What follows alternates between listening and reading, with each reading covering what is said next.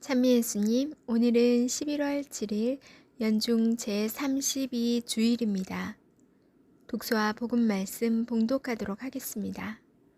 성부와 성자와 성령의 이름으로 아멘. 제1독서입니다. 열왕기 상권의 말씀입니다. 그 무렵 엘리야 예언자는 일어나 사렙타로 갔다. 그가 성읍에 들어서는데 마침 한 과부가 땔감을 줍고 있었다. 엘리야가 그 여자를 부르고는 마실 물 한 그릇 좀 떠다 주시오 하고 청하였다. 그 여자가 물을 뜨러 가는데 엘리야가 다시 불러서 말하였다. 빵도 한 조각 들고 오면 좋겠소.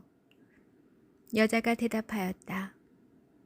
주 어르신의 하느님께서 살아 계시는 한 구운 빵이라고는 한 조각도 없습니다.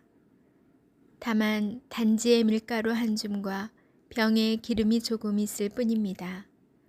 저는 지금 땔감을 2억에 주어다가 음식을 만들어 제 아들과 함께 그것이나 먹고 죽을 작정입니다. 엘리야가 과부에게 말하였다. 두려워하지 말고 가서 당신 말대로 음식을 만드시오. 그러나 먼저 나를 위해 작은 빵 과자 하나를 만들어내오고 그런 다음 당신과 당신 아들을 위하여 음식을 만드시오. 주 이스라엘의 하느님께서 이렇게 말씀하셨소. 이 주님이 땅에 비를 다시 내리는 날까지 밀가루 단지는 비지 않고 기름병은 마르지 않을 것이다. 그러자 그 여인은 가서 엘리야의 말대로 하였다. 과연 그 여자와 엘리야와 그 여자의 집안은 오랫동안 먹을 것이 있었다. 주님께서 엘리야를 통하여 하신 말씀대로 단지에는 밀가루가 떨어지지 않고 병에는 기름이 마르지 않았다. 주님의 말씀입니다. 하느님, 감사합니다. 제2독서입니다. 히브리서의 말씀입니다. 그리스도께서는 참 성소의 모조품에 지나지 않는 곳에 곧 사람 손으로 만든 성소에 들어가지 않으셨습니다. 이제 우리를 위하여 하느님 앞에 나타나시려고 바로 하늘에 들어가신 것입니다. 대사제가 해마다 다른 생물의 피를 가지고 성소에 들어갔듯이 당신 자신을 여러 번 바치시려고 들어가신 것이 아닙니다. 만일 그렇다면 세상 창조 때부터 여러 번 고난을 받으셔야 했을 것입니다. 그러나 이제 그분께서는 마지막 시대에 당신 자신을 제물로 바쳐 죄를 없애시려고 단 한 번 나타나셨습니다. 사람은 단 한 번 죽게 마련이고 그 뒤에 심판이 이어지듯이 그리스도께서도 많은 사람의 죄를 짊어지시려고 단 한 번 당신 자신을 바치셨습니다.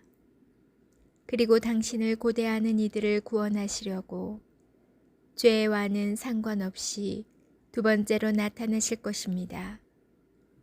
주님의 말씀입니다. 하느님, 감사합니다. 복음 말씀입니다. 마르코가 전한 거룩한 복음입니다. 그때 예수님께서는 군중을 가르치시면서 이렇게 이르셨다. 율법학자들을 조심하여라. 그들은 긴 겉옷을 입고 다니며 장터에서 인사받기를 즐기고 회당에서는 높은 자리를, 잔치 때에는 윗자리를 즐긴다. 그들은 과부들의 가산을 등쳐먹으면서 남에게 보이려고 기도는 길게 한다. 이러한 자들은 더 엄중히 단죄를 받을 것이다. 예수님께서 헝금한 맞은쪽에 앉으시어 사람들이 헝금함에 돈을 넣는 모습을 보고 계셨다. 많은 부자들이 큰 돈을 넣었다. 그런데 가난한 과부 한 사람이 와서 렙돈 2잎을 넣었다. 그것은 쿼드란스 한 잎인 셈이다. 예수님께서 제자들을 가까이 불러 이르셨다. 내가 진실로 너희에게 말한다. 저 가난한 과부가 헌금함에 돈을 넣은 다른 모든 사람보다 더 많이 넣었다. 저들은 모두 풍족한 데에서 얼마씩 넣었지만 저 과부는 궁핍한 가운데에서 가진 것을 곧 생활비를 모두 다 넣었기 때문이다. 주님의 말씀입니다. 그리스도님 찬미합니다. 잠시 묵상하겠습니다. 위선적인 삶이란 어떤 삶일까요? 거짓과 가식으로 꾸며진 삶, 겉으로는 선함을 자랑하면서 진심을 숨기는 삶이 아닐까 싶습니다. 사실 우리도 어느 정도 위선적인 삶을 살고 있습니다. 자신을 포장하면서 다른 이들에게 좋게 보이려 노력합니다. 저 또한 위선적이었습니다. 저 자신을 솔직하게 드러내기보다 조금은 포장한 삶을 보여주려 하였습니다. 신자들과 면담할 때에도 진심을 담아서 대화하려고 노력하였지만 때로는 사제로서 해주어야 할 말이 무엇인지에 더 신경을 집중하기도 하였습니다. 오늘 예수님께서는 비유를 통하여 위선적이고 가식적인 삶을 비판하십니다. 율법학자의 가식을, 부자의 위선적인 행동을 비판하시고 그런 그들보다 가난하지만 진심을 다하는 과부의 행동을 칭찬하십니다. 그런데 문득 가난한 과부도 위선으로 자신의 행동을 포장하고 있는 것은 아닐까 하는 엉뚱한 생각이 들었습니다. 예수님의 성격과 가르침을 알고 있는 과부였다면 자신의 행동을 보고 예수님께서 칭찬하실 것을 미리 짐작하였을 수도 있겠다는 생각이 든 것입니다. 그래서 아깝지만 자신의 모든 재산을 헌금함에 넣은 것은 아닐까 하는 의심이지요. 쓸데없는 의심이고 그릇된 전제에서 나오는 상상임을 저 또한 인정합니다. 그렇지만 위선에 대해서 좀 더 깊이 묵상하는 계기가 되었습니다. 위선은 어쩌면 가식적인 행동이나 과시의 외적 표현보다는 이기적인 의도에 더 큰 문제가 있는 것은 아닐까라고 말입니다. 타인을 위하여 사는 모습을 보여주면서도 이른바 꼼수를 부리면서 실제로는 자신만을 위하여 살아가는 것이 가장 위선적 삶이라는 생각이 들었습니다. 누구나 어느 정도 자신을 포장하기도 하고 과시하기도 합니다. 그러나 그 포장과 과시가 무엇을 위한 것인지 다시 한번 고민해 본다면 가난한 과부의 행동 같은 포장이나 과시 정도는 괜찮지 않을까요? 하느님께서도 귀엽게 보아주실 것입니다. 아멘. 성부와 성자와 성령의 이름으로 아멘. 오늘은 평신도 주일입니다. 평신도는 예수님께서 선택하신 백성으로서 성직자를 제외한 모든 신자를 가리킵니다.